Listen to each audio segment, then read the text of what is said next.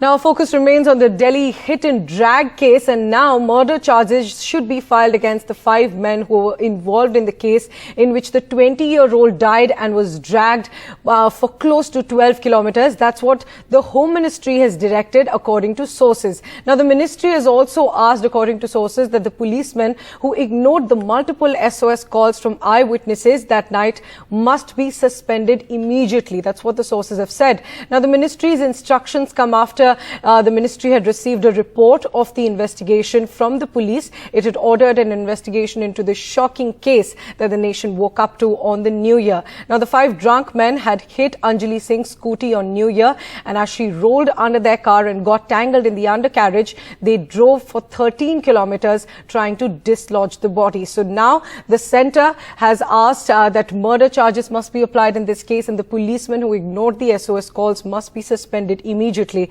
according to sources. Vedant now joining us for more on this. Vedant, these instructions come from the centre just after the special CP had submitted a report to the Home Ministry stating that 2 PCRs and 2 pickets have been guilty of negligence. That's right. The Union Home Ministry, in fact, had asked for a detailed 20-point inquiry report from the Special CP. And Shalini Singh, the Special CP who was heading the inquiry, has now submitted the report. And after this, directions have been given to the Delhi Police by the Union Home Ministry. In fact, a couple of important things. One, of course, as you rightly mentioned, Section 302, which is murder, will be imposed, and will be included in the FIR, because remember, as of now, the 5 accused were not charged with murder, and in fact the opposition alleged the same thing, that the Delhi Police have in fact constructed the FIR on weakest possible sections. So of course now the charges of murder will be included in the FIR, and this of course comes also after the accused had confessed to the fact that they were aware about a body getting entangled in the undercarriage of their car. So that confession was important, and it's after that that now charges of murder will be included. Now, other than that, the Union Home Ministry has also directed the Delhi Police to give a show cause notice to the DCP of that particular area to state the reasons as to why negligence was, why there was negligence on the part of the police that night. So, of course, 3 PCR vans and 2 police pickets on that particular route have also been held accountable. In fact, the police, the police personnel who were manning those PCR vans and the police pickets, they will be suspended, immediately as per the directions of the Union Home Ministry. And we're also being told that the DCP, as I said, will be given a show cause notice, and if he fails to state adequate reasons for negligence, he will also be suspended. So, of course, this is important, particularly after, there were huge protests by the family, relatives and friends of Anjali, all of whom demanding that the accused should be charged with murder. And so of course an important aspect of the investigation now will be probing the criminal conspiracy angle as per Delhi Police sources in this absolutely horrific crime. Right, Vedant, thanks very much for joining us with those details. So those instructions from the centre coming after the report was submitted to the Home Ministry. Now, moving now to Tamil Nadu, where the Chief Minister M.K. Stalin has written a letter to the President and has sought the President's intervention to ensure that the Governor R.N. Ravi would abide by the advice of the State Cabinet as mandated in the Constitution. Remember, this comes after that face-off between the Tamil Nadu government and the Governor in the Assembly. Now, the Chief Minister has called the Governor's deviation from the government's approved speech in the Assembly a violation of Assembly traditions. Stalin says that he got a resolution adopted only to ensure that names of nationally celebrated leaders, including B.R. Ambedkar, are included in the address. Stalin also accused the governor of scuttling bills passed in the Assembly, and that he's taking sides in language and religion is what the Chief Minister is alleging.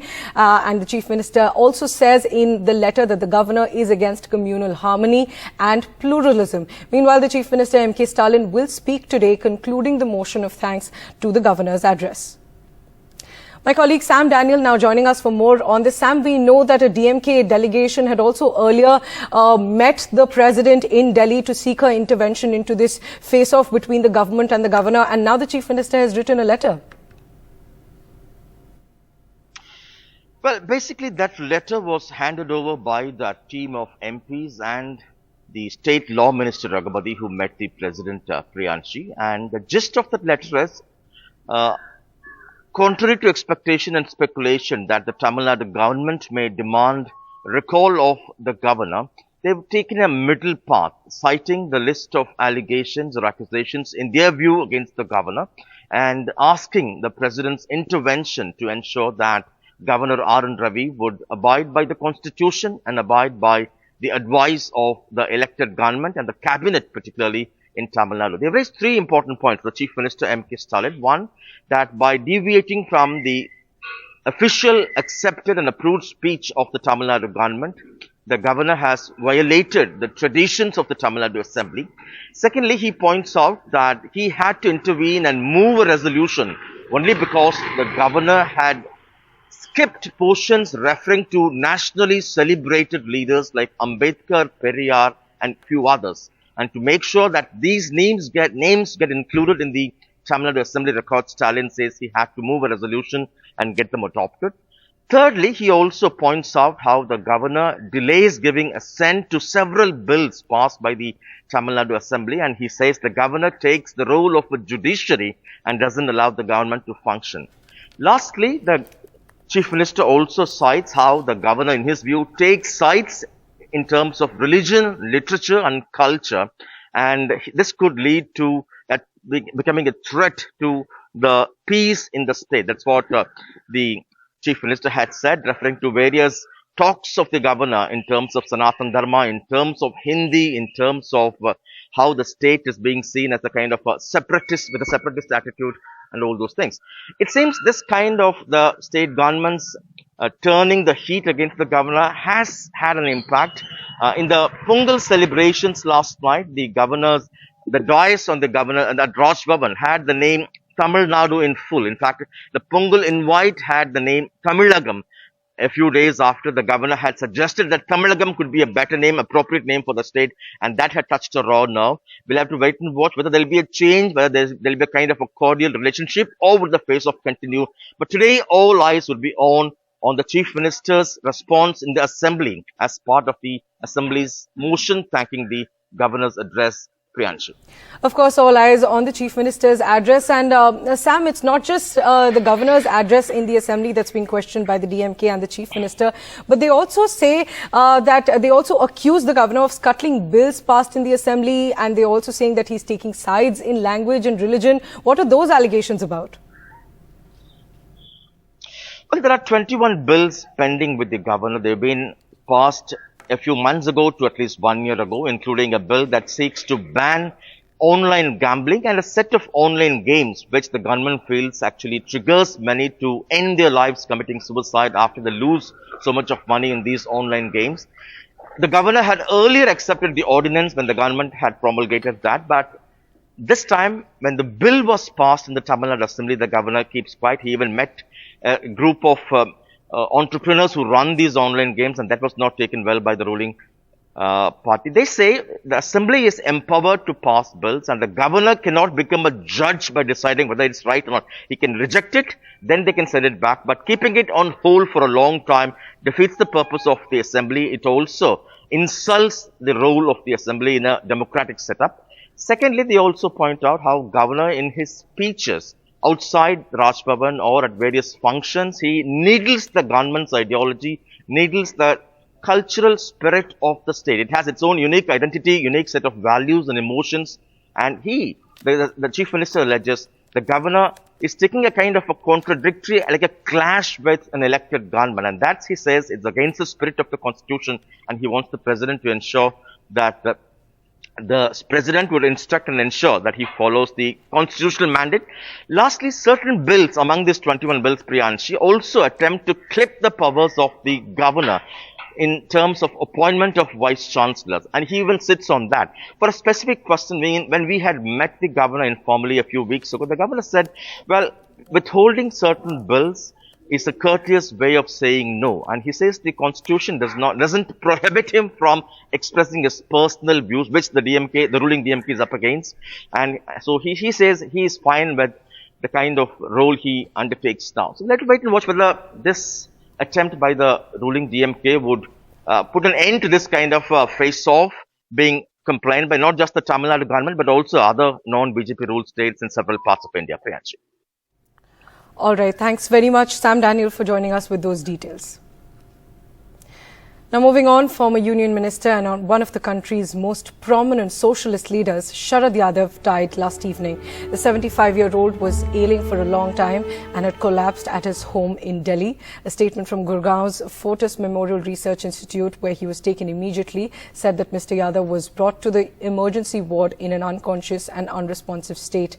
Now, he started politics as a student leader and had aligned himself with the anti-Congress camp and later became involved in the JP movement. For most of his life, he remained a key presence in the opposition. However, he reconciled both with the Congress and a great political rival, Lalu Yadav, and was instrumental in crafting the Grand Alliance after the 2015 Assembly elections in Bihar. Sharad Yadav also served as a minister in the Atal Bihari Vajpayee government in the late 90s and the VP Singh government in 1989. Now, condolences are pouring in from across the nation. The Prime Minister Narendra Modi tweeted saying, pained by the passing away of Shri Sharad Yadav ji. In his long years in public life, he distinguished himself as an MP and a minister. He was greatly inspired by Dr. Lohiya's ideals, and I will always cherish our interactions. Condolences to his family and admirers. The Defence Minister Rajnath Singh tweeted as well, saying, I am deeply saddened by the demise of former Union Minister and senior leader of the country, Mr. Sharad Yadav. In his long political career, he has always strongly raised the problems of the weaker sections of the society. Nitish Kumar tweeted as well, saying, saddened by the demise of former Union Minister Sharad Yadav, I shared a good relationship with Sharad Yadav ji. I am shocked and saddened by the news of his demise. He was a strong socialist leader, and his demise has caused irreparable loss in the social and political field. May his soul rest in peace. Akhilesh Yadav tweeted, the demise of great socialist leader, respected Mr. Sharad Yadav, is very heartbreaking. May God give peace to his soul and strength to the bereaved family members to bear this loss. Mallikarjun Kharge, the Congress president, tweeted, I am saddened by the demise of Mr. Sharad Yadav, the senior leader of the socialist stream of the country and the former JDU president. Serving the country as a former minister and an outstanding parliamentarian for decades, he strengthened the politics of equality. My deepest condolences to his family and supporters.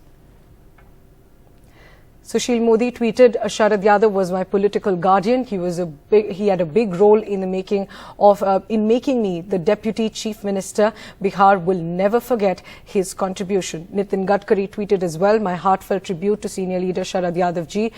He was a good friend. He was a leader of struggle and doing politics for the interest of the poor against the emergency under the leadership of Jayaprakash ji. And after that, he played an important role in the Janata Party.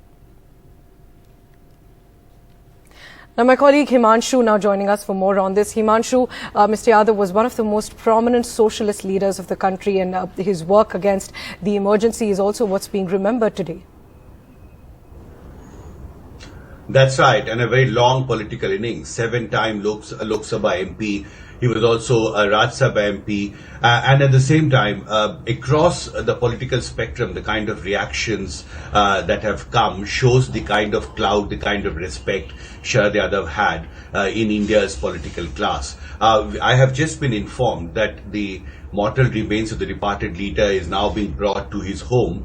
He used to live in Chhatarpur in a farmhouse, and there it will be first kept where his political supporters, workers, leaders across the India's political spectrum, they're expected to come to pay their last respect to the departed leader. And then tomorrow, his family has decided that the last rites of the departed leader will be held in Hoshangabad, which is a district in Madhya Pradesh, in his parental village, Bandai, sometime tomorrow. So clearly an era has come to an end. And I remember when I last interviewed him on 10th October, the day Mulayam Singh Yadav had died, and he said that Mulayam Singh Yadav's going away is a big personal loss to me, because with him and Lalu Yadav, I tried to change the course of Indian politics. And so that is the big contribution Sharad Yadav himself had made to making the politics of socialism a reality in India, and that we know changed the course of Indian politics. So clearly a man who shaped India's politics, India's political history is no more, and clearly the space that he leaves in Indian politics will be very difficult to fill. Absolutely, that space very difficult to fill. And as you were mentioning that the condolences pouring in, just give a signal of how important Mr. Yadav's political innings were for the entire country. Thanks very much, Himanshu, for joining us.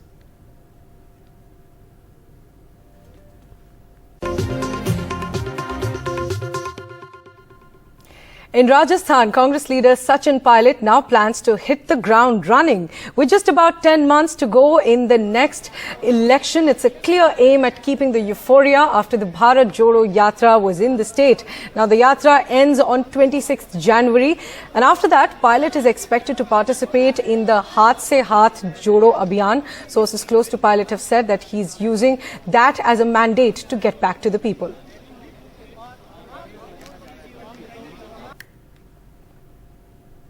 Now, the legislature versus the judiciary debate has gone up a notch after the Rajya Sabha chairman Jagdeep Dhankar's comments and the sharp reaction of the Congress. While Mr. Dhankar has questioned the basic structure doctrine and indicated that the judiciary should know its limits, the Congress has declared that he should, quote-unquote, get back to textbooks and that the Constitution is supreme and not the legislature. Mr. Dhankar's criticism of the 1973 Supreme Court judgment, considered a landmark, was an extraordinary attack on the judiciary, is what the Congress has said. मेरे मन में तो कोई शंका नहीं है। आप विधानसभा में न्यायालय का फैसला नहीं लिख सकते। You cannot script in legislature a judgment of the court.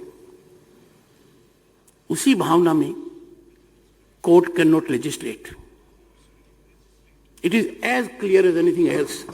A day after the Vice President sent a clear signal to the judiciary that the legislature is supreme when it comes to passing laws, Speaker Om Birla reiterated the same line. विधायक का सर्वोच्च है, कानून बनाने का उसको अधिकार है, और कानून बनाने का अधिकार होने के कारण ये अपेक्षा की जाती है कि सभी संस्थाएं अपनी अपनी मर्यादाओं में रहें। कानून की समीक्षा करने का अधिकार उनको भी है, लेकिन ये अपेक्षा की जाती है कि जो कानून संसद और विधानसभाओं में सर्वसम्मत से पारित हुए हैं और वह कानून, हर कानून की समीक्षा करने के लिए PLI लगाना उचित नहीं है। These institutions. The debate between the judiciary and the legislative is an old one. In 1972, in the Keshavananda versus Government of India case, the Supreme Court had said the Parliament can bring about constitutional amendments, but it cannot change the basic structure of the Constitution. The immediate trigger is the face-off over the appointment of judges. In 2014, the Modi government brought the NJAC, a new system of appointing judges. The Supreme Court rejected it on the grounds that it was not in adherence with the spirit of the Constitution. A few days back in December, Law Minister Kiran Rijiju once again raised the issue. But legal experts say it's important to respect boundaries. सरकार भी तो overreach कर रही है, वो भी तो लक्ष्मण रेखा पार कर रही है कि वो सुप्रीम कोर्ट के फैसलों को आदर नहीं दे रही। इस एरिया में सरकार को भी थोड़ी सेंसिटिविटी दिखानी पड़ेगी, और सुप्रीम कोर्ट का क्रिटिसिज्म मुझे लगता है हर वक्त ज़रूरी नहीं। ये किसी भी संवैधानिक पद पर बैठे हुए व्यक्ति को इस चीज़ का हरदम ध्यान रखना चाहिए कि संविधान की मर्यादाओं का कोई भी स्टेटमेंट में संविधान की मर्यादाओं को ध्यान रखते हुए कोई स्टेटमेंट देना चाहिए। ऐसा कोई भी बयान जो किसी एक दूसरे संवैधानिक पद पर बैठे हुए व्यक्ति या इंस्टीट्यूशन के विषय में बोला जाए, उससे कभी बहुत बार जनता के को गलत संदेश जाता है और एक जो व्यवस्था है उसमें विघ्न पड़ता है। Opposition parties have come out in criticism of the government. Put a kind of bar on the temptation on part of any leader or an executive using the legislature to tamper with this idea of basic structure of the constitution. But according to sources, it's not like the judiciary is silent. Sources have told NDTV the Supreme Court Collegium has only recently sent a note to the Law Ministry, a reminder on the appointment of judges. If the Collegium reiterates a name for the second time, the government will have to follow its recommendation. Clearly, the Vice President's statement in Jaipur and the Lok Sabha Speaker's stand is just the tip of the iceberg in this debate. With Ashish Bhargav and Himanshu Shekhar in Delhi, in Jaipur, Harsha Kumari Singh, NDTV.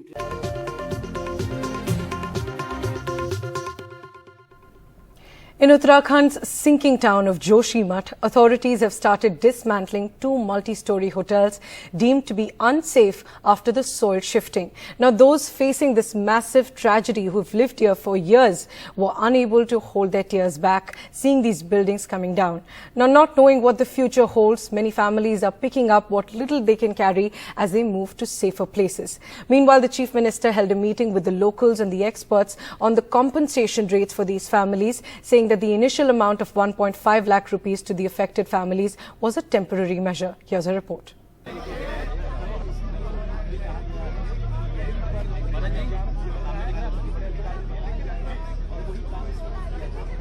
Cranes helping empty out these 2 Joshimath hotels that are dangerously tilting towards each other as their dismantling finally started after the hotel owners agreed to the government's offer of enhanced compensation. It will take a full week for the hotels in a town facing a massive land subsidence crisis to be brought down. Workers using cutters will dismantle the hotels manually. The human cost of the Joshimath crisis and the loss of homes deemed unfit by the administration has been too much to bear for people like 45-year-old Sulochna. A daily wager whose children crush stones for a living. बच्चे बेरोजगार हैं, दूसरों के गांव में जाके क्या हम रोजगार कर सकेंगे? पत्थर फोड़ते हैं मेरे बच्चे, तब खाते हैं हम खाना। मैं लकड़ी बेचती हूँ, घास बेचती हूँ, तब अपना गुजारा करते हैं। अपने गांव में तो चल जाता है गुजारा, दूसरों के गांव में चले जाएगा गुजारा? नहीं चलेगा भैया। हमारे तो कोई समझ में नहीं आ रही, हम क्या करें, कहाँ जाएं? But how big is the land subsidence damage in Joshimath? The Uttarakhand Chief Minister Pushkar Dhami told NDTV that a massive 25% or 1/4 of buildings in the hill town are damaged. भाग्य से कहिए कि यहाँ पर आपदा आई है और लगभग 600-700 मकान हमारे उस आपदा के प्रभाव में आए हैं, आपदाग्रस्त हुए हैं, कहीं नुकसान हुआ है। लेकिन चूँकि ये जो परसेंटेज है वो 20-25% है पूरे जोशीमठ का। Another big worry, saving the crucial army base in Joshimath and the highway that leads to the border with China. The army chief said over 25 military installations in and around Joshimath have sustained medium to minor damage, and that some troops have been relocated from areas surrounding Joshimath. तकरीबन 25 से 28 वहाँ पे जो buildings है उसमें कुछ तरह से माइनर क्रैक्स पाई गई है, जिसके फलस्वरूप हमने वहाँ के इन यूनिट्स को या जवानों को कहीं टेम्पररीली रीलोकेट किया है। Dismantling of these 2 hotels is underway, but it will take 7 days. And in these 7 days, administration will be on its toes because it has started raining in Joshimath and forecast of snowfall is also there, which will affect the rescue ops, and experts are suspecting it may increase land subsidence. In Joshimath with Pawan Kumar, Saurabh Shukla for NDTV. Now news from the national capital, a political face-off yet again between the Aam Aadmi Party and the BJP. The Delhi Deputy Chief Minister Manish Sisodia hit out after a notice was served for recovery of 163 crore rupees to the Aam Aadmi Party for allegedly running its political advertisements in the disguise of government advertisements. Now the recovery notice issued by the Directorate of Information and Publicity also directed the ruling party in Delhi, the Aam Aadmi Party, to pay the amount within 10 days. The BJP meanwhile said that the recovery must be made from the Aam Aadmi Party's account. The latest flashpoint in the ongoing tensions between the Lieutenant Governor and Kejriwal-led Aam Aadmi Party in Delhi.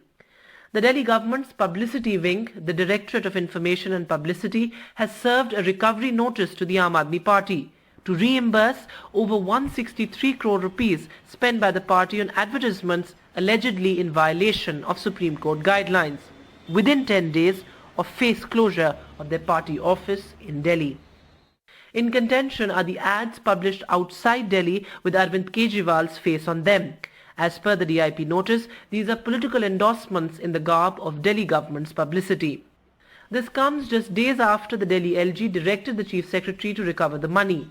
The LG's order was in the backdrop of Congress leader Ajay Makan's plea before the Supreme Court alleging unproductive government expenditure. The Aam Aadmi Party had filed a review petition which was dismissed. The recovery notice immediately triggered a political brawl between the Aam Aadmi Party and the BJP. Bharatiya Janata party असंवैधानिक रूप से इन अफसरों के ऊपर अपना कब्जा करके जमा के बैठी है और वो इसका दुरुपयोग करके इन अफसरों का इस्तेमाल कर रही है अरविंद केजरीवाल जी के खिलाफ राजनीतिक इस्तेमाल कर रही है।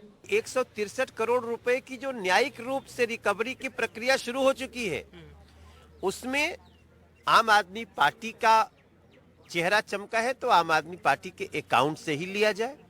जिस व्यक्ति का चेहरा चमका है जो योजना तहत नहीं है तो उसके पर्सनल प्रॉपर्टी से अटैच हो। The Aam Aadmi Party headquarters here in the national capital may be sealed if the party fails to pay the amount mentioned in the recovery notice.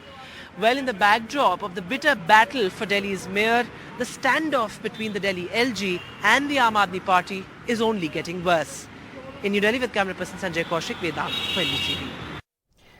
Moving on, the Army Chief General Manoj Pandey has said that the situation along the northern borders with China is under control but still remains unpredictable. He also stressed on the need to remain alert, saying that the ceasefire has held well on the Pakistan border, but the neighbours' support to terror infrastructure and terror groups was still persistent. Here's a report by NDTV's Vishnu Shom. Our northern borders with China are stable but remain unpredictable. And there's been a noticeable build-up of Chinese forces in the eastern sector. The key message of the Army Chief at his annual press conference. Software. I shall take the northern borders first. I would say the situation is stable and under control, yet unpredictable. Significantly, India has now completed the process of strategic rebalancing. In other words, positioning enough soldiers on the China front and ensuring that they are completely supported to wage war if required. For now, 5 of 7 key issues linked to disengagement of Chinese soldiers in Ladakh have been addressed, and more military and diplomatic talks continue. You are aware of the talks, ongoing talks, wherein we have been able to resolve 5 out of the 7 issues that were on the table. And we are continuing to talk both at the diplomatic as well as the military level. In terms of our preparedness levels, they remain of a very high standard. We have adequate forces, we have adequate reserves in each of our sectors to be able to effectively deal with any situation or contingency.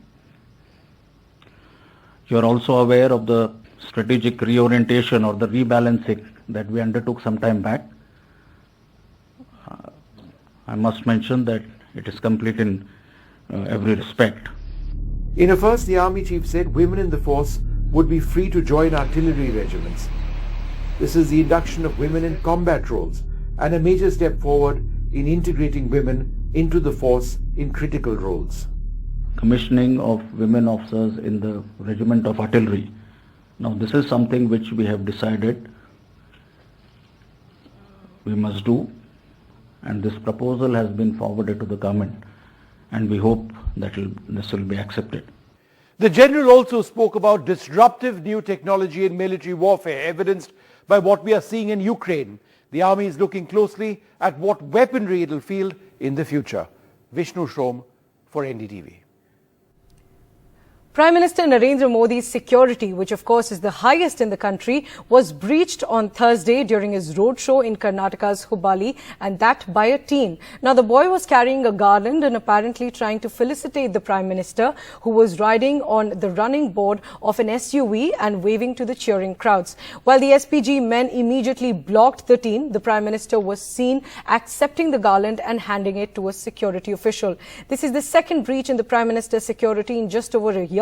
Remember, in January 2021, while on his way to address a political rally in Punjab, there was another security breach. A big security breach at Prime Minister Narendra Modi's Karnataka roadshow, when this teen carrying a garland and apparently trying to felicitate Prime Minister jumped onto the road suddenly and managed to get within an arm's length of him. He was intercepted at the last minute and whisked away by the Prime Minister's security. The Prime Minister accepted the garland and kept it on the roof of his SUV. It is not known yet how the teen managed to get so close to the Prime Minister in an area that is expected to be thoroughly sanitized. This is not a security breach. He went forward to give the garland. He's simply a fan. Last year, this security breach in Punjab, where the Prime Minister was caught in traffic on a flyover in Punjab, while on his way to address a political rally, had caused a major political conflict between the BJP and the then ruling Congress, and the matter reached the Supreme Court. As the Bommai-ruled BJP government is battling strong allegations of corruption, and in the poll-bound state of Karnataka, we are looking at top BJP leaders from Delhi making visits back to back here in the state of Karnataka. The latest, of course, is Prime Minister Narendra Modi. It was just about last week. We went on to see Home Minister Amidst and then JP Nadu as well. So this is going to continue, is what we hear from the top BJP sources. Also, one major reason being trying to reinforce that confidence in the people of Karnataka. Only reason being because there is a strong anti-incumbency wave against the BJP government. In Bengaluru with Kumar Srija for NDTV. Now, a shocking story from Bangalore, where a man was injured after a portion of a road caved in central Bengaluru. Now, the man was riding his bike on the Brigade Road when the portion of the road caved in the central business area of the city. Now, the incident took place near an area where the tunnel boring work was for the metro construction was taking place. And it comes just 2 days after a woman and her minor son were killed after a pillar collapsed on them, sparking a massive outrage in the city against the Namma Metro and the state government. This road caved in at a spot where an underground metro tunnel is being constructed in Bengaluru left a two-wheeler rider injured, and is the second incident involving the Bengaluru metro in less than 48 hours after a pillar collapse took 2 lives on Tuesday. No guarantee. It should not happen. I can't say no guarantee. I am sure that it will not happen, because we have conducted so much of investigation. We have found out all the bore wells available, open wells available. We have plugged it. This is below the road. I cannot hear what is there. How can nobody will know? Bengaluru infrastructure collapses. City flooded September 2022. Potholes June 2022. Metro pillar collapse January 10th, 2023. Road caves in January 12th, 2023. From bringing the city to its knees in September 2022 due to massive flooding, to a series of pothole deaths between January 2022 and December 2022. Under the BJP government, Bangalore city has been badly neglected.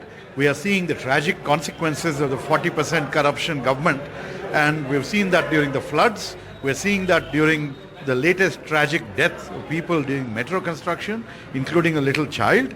So this is the state of affairs. We're seeing people die in the potholes because the roads are badly maintained. This has never been the case before. Congress government विरोधी पक्ष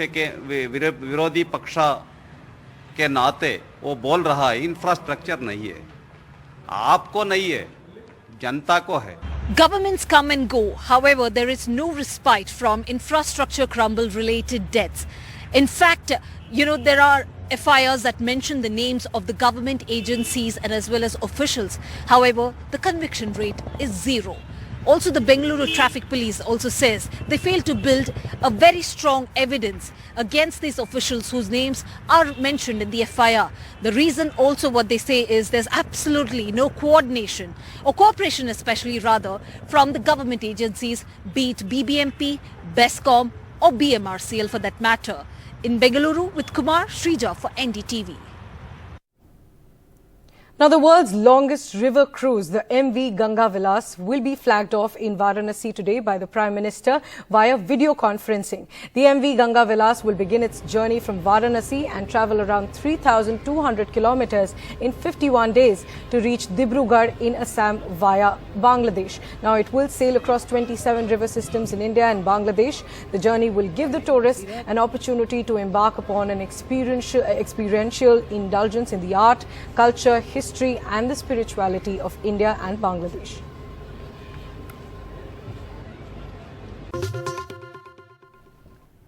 Now we get you a special ground report from Assam's Kaziranga, which is home to the rare one-horned rhinoceros. Now, after a gap of 45 long years, there's been zero poaching in Kaziranga. And here's a report by Ratnadeep Chaudhary on how this feat was achieved.